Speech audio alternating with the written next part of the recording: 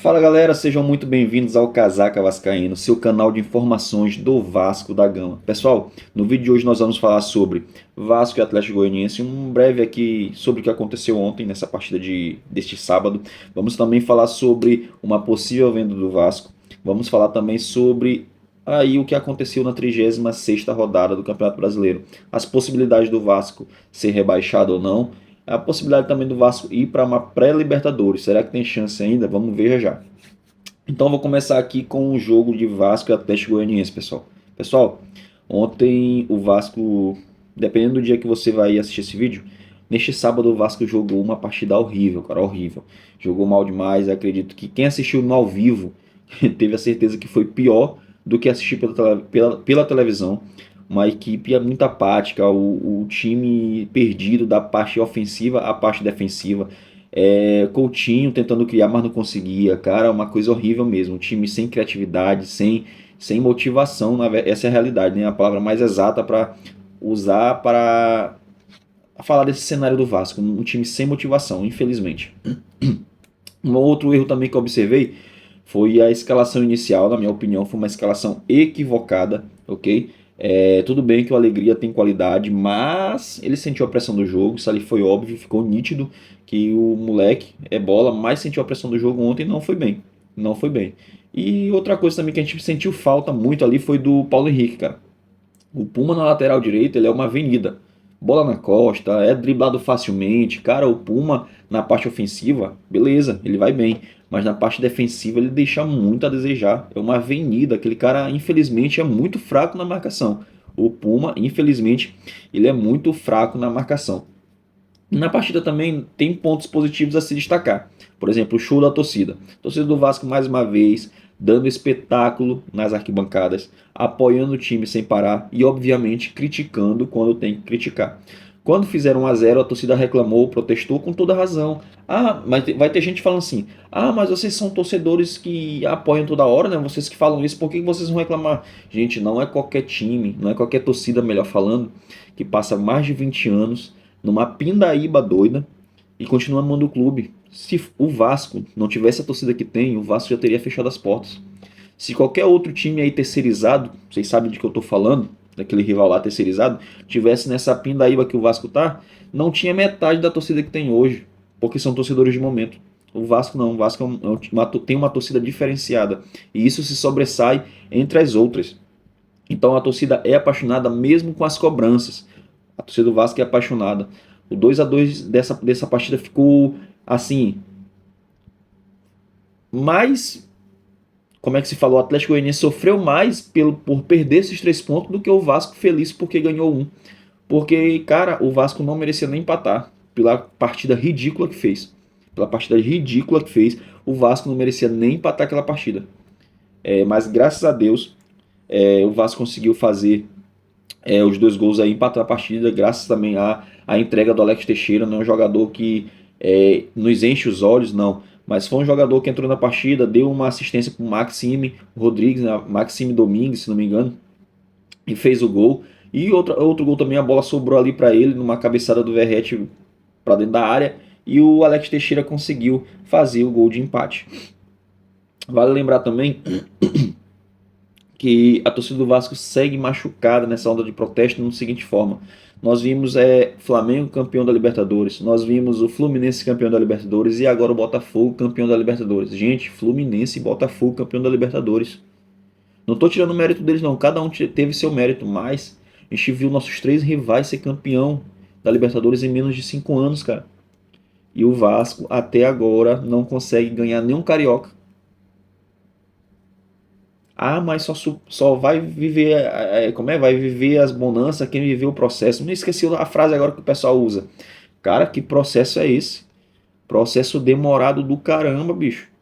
Tá maluco? Mas se for para esperar, a gente vai esperar por quê? Porque a gente ama o clube, mas esses jogadores não representam o Vasco. A diretoria anterior não representa o Vasco. Essas diretorias anteriores. Queira Deus que Pedrinho consiga resolver o que está acontecendo com o Vasco, mas é duro ver o Mundial de Clubes do jeito que vai ser, com vários times sensacionais, num formato diferente que todo mundo queria estar lá. Ver Flamengo, Fluminense e Botafogo lá e o Vasco fora. Cara, isso é humilhante, é triste. É triste ver o Vasco nessa situação. Outra coisa também, nosso próximo jogo aí é contra o Atlético Mineiro. Atlético Mineiro, eu queria que o Atlético Mineiro fosse campeão, por quê? Porque já viria de forma mais tranquila contra o Vasco. Ah, já fui campeão mesmo, tô nem aí. Já tô na Libertadores próximo ano, tanto faz. Agora não. O Atlético Mineiro não tem mais chance de ir para Libertadores, mas quer se firmar ali pelo menos na Sul-Americana. Então o Atlético Mineiro em São Januário vai vir com gosto de gás para cima do Vasco. E se o Vasco continuar com esse futebol ridículo, infelizmente vai perder para o Atlético Mineiro jogando em pleno São Januário. Não estou falando que vai perder, mas estou falando que se continuar com esse futebol ridículo. Porque uma coisa leva a outra. O Vasco jogando bem, se Deus quiser, consegue ganhar. Mas se continuar jogando da forma que tem jogado, não vai conseguir se firmar contra o Atlético Mineiro. O Vasco precisa ganhar essa próxima partida. Mas tem uma observação a ser feita. Payet está fora dessa partida porque levou o terceiro cartão amarelo ali contra o Atlético Goianiense. Ou seja, Payet só voltará a jogar a última rodada contra o Cuiabá. O Vasco tem a próxima partida contra o Atlético Mineiro em São Januário. Vale ressaltar também que tivemos agora recente, agora acabando hoje, no domingo, hoje é domingo, estou gravando esse vídeo aqui no domingo, acabou a 36ª rodada, com resultados super importantes, que eu vou passar aqui para vocês. A rodada começou com o Atlético Mineiro perdendo para o Juventude, Palmeiras perdendo para o Botafogo, Bahia venceu o Cuiabá fora de casa, o Vasco empatou de 2-2 com o Atlético Goianiense, Flamengo ganhou de 3-2 do Internacional, Red Bull Bragantino e Cruzeiro empatou de 1-1, já eu volto nesse jogo aqui. O Criciúma perdeu de virada de 4-2 para o Corinthians, o Grêmio ganhou de 2-1 do São Paulo, Fortaleza perdeu de 2-0 para o Vitória lá no Barradão, resultado super importante, Atlético Paranaense e Fluminense 1-1.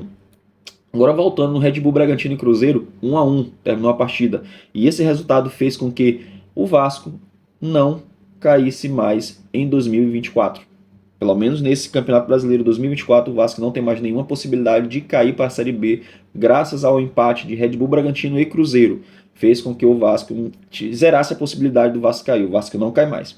Vale ressaltar também que o Vasco tem uma leve remota, uma remota mesmo, pequena, 0, alguma coisa, na minha opinião, de chance de ir para a pré-Libertadores. Por quê? Porque o Vasco tem que ganhar as 2 partidas, ok? E torcer por resultados. Por exemplo, Corinthians tem que perder 2 partidas. E se o Bahia perder 2 e o Vasco ganhar as 2, o número de pontos iguala, mas o saldo de gols o Vasco ia ter que dar 2 goleadas.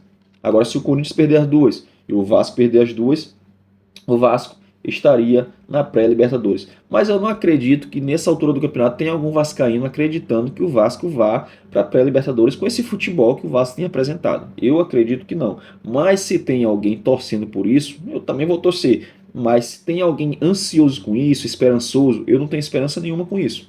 Mas estou sendo realista.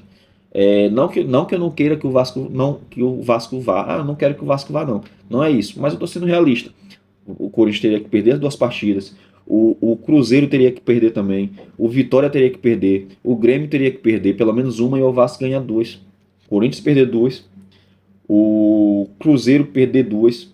O Vitória e o Grêmio pelo menos perder uma. E o Vasco ganhar as 2. Muito difícil, praticamente impossível isso acontecer.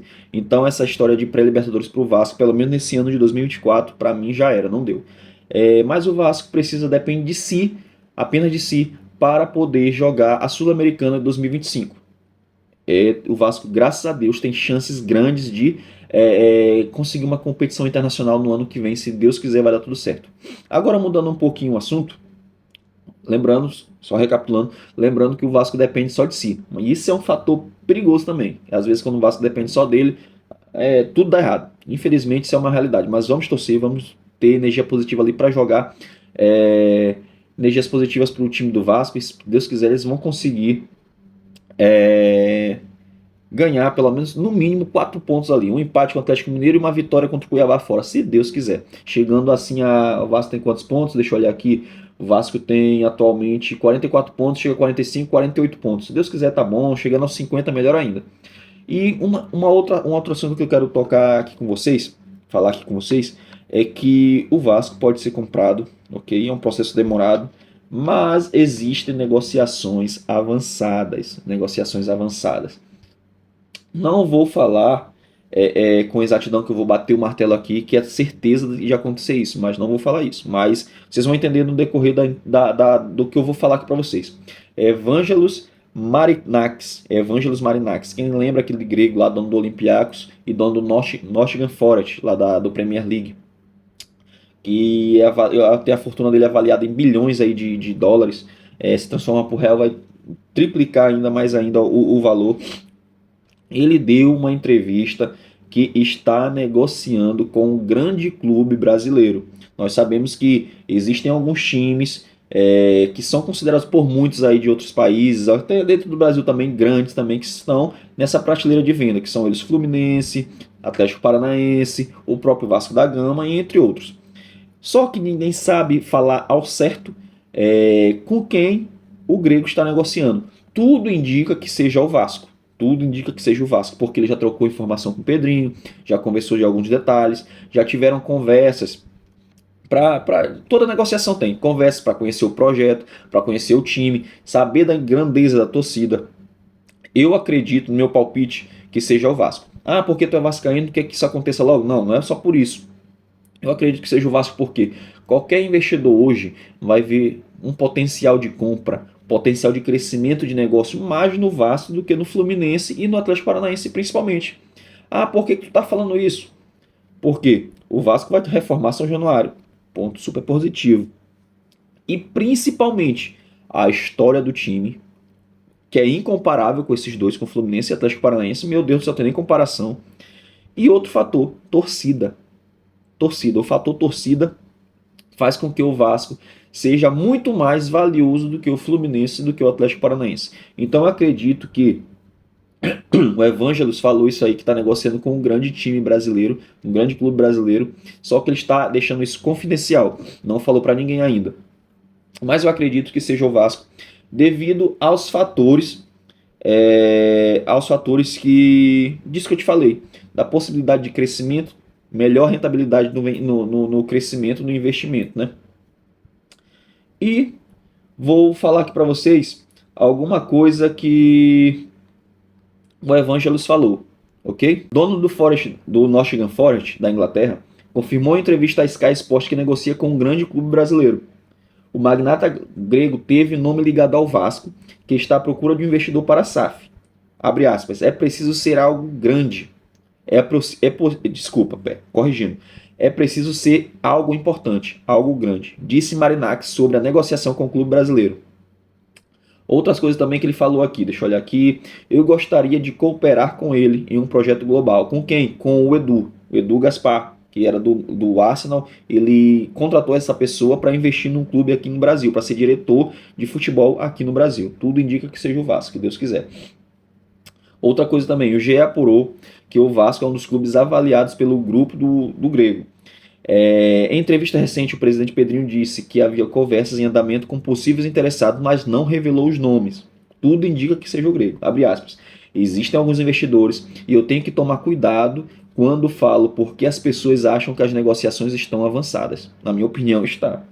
Mesmo que seja complicado. Continuando. Existem alguns e existe NDAs, siglas em inglês para acordo de confidencialidade, assinados desde o início da conversa, que eu não vou chamar nem de negociação.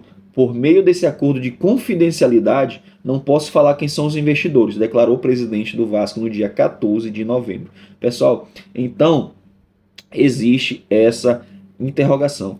Todo mundo está falando, é o Vasco, mas não tem um martelo batido. E eu acredito que seja o Vasco, que vai ser comprado pelo Evangelos Marinakis, o grego. Eu acredito que seja ele sim, mas não tem um martelo batido, não tem uma certeza, não tem nada. Ok? Mas tudo indica que seja o Vasco, até porque já tiveram essas conversas, ele já sabe da situação do que ocorreu entre o Vasco e a 777. Sabendo tudo isso, ele teve uma conversa ali com a diretoria do Vasco, principalmente com os responsáveis pela venda do Vasco, que estão ali de frente, o Pedrinho e seu time de diretores. Então é isso, pessoal. Espero que vocês tenham gostado dessas informações. Eu espero que tenham sanado a dúvida de vocês com algumas coisas. E vamos manter a torcida positiva aí pro Vasco. Se Deus quiser, nós vamos para a Sul-Americana. E quem sabe até uma sorte aí na cagada aí de ser de ir para uma pré-Libertadores. Eu não acredito muito, mas uma Sul-Americana já é muito bem-vinda para uma temporada de reestruturação do Vasco, essa é a realidade. Então, mais uma vez, eu peço para você deixar o seu like, curta e compartilhe esse vídeo e valeu. Se inscreva no canal, viu, pessoal? Valeu, falou e até a próxima.